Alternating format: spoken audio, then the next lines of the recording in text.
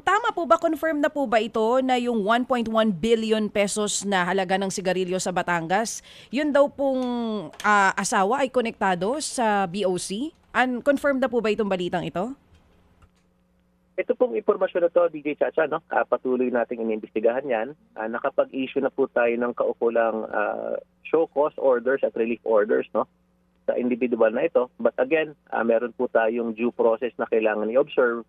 Ang mako-confirm po natin is that isa pong kawani ng BOC, ang kanyang asawa po, no, ay involved sa isang fracking business na doon po natin nakita, no, itong nahuling mga sigarilyo, no. Again, very early at this stage, nag-issue na po tayo ng kaukulang show cause at relief orders upang mabigyan naman sila ng pagkakataong ipaliwanag, no, yung kanilang partisipasyon. In this case po, no, para lang po maidugtong na rin po natin sa diskusyon natin with Manong Ted, yun naman pong pagkakamanufacture ng sigarilyo ay nangangahulugang hindi po dumaan sa importation, no, itong mga nakapack na mga sigarilyong ito dahil nga po locally manufactured.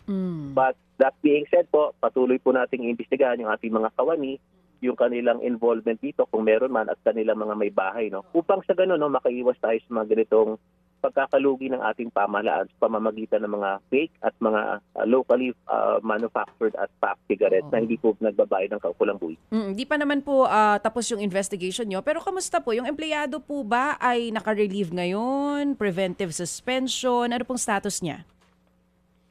Ngayon po ay nag-issue tayo ng relief order, no, at pati na rin ng show cause upang siya ay makapagbigay ng paliwanag sa pangyayaring ito, no. Again, ang tracking business allegedly ay sa kanyang asawa at yung kanyang posisyon naman po ay wala naman pong kinalaman sa proseso ng importasyon.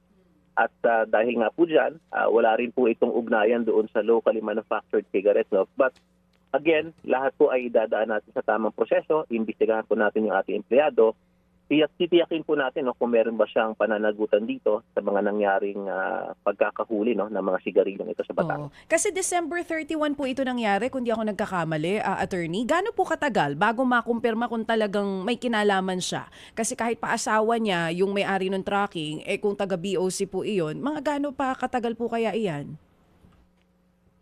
Magdidepende rin po kasi ito sa findings doon sa nahuling sigarilyo, Dili Tata, no? Again, yung po kasing kanyang pagkakaugnay sa Bureau of Customs, yung kanyang posisyon ay wala namang koneksyon sa sa importation process. Ano po bang posisyon nito, attorney? Anong posisyon para lang po klaro din sa amin? Sa ngayon po, ang pagkakaalam ko po nasa customer care siya, no.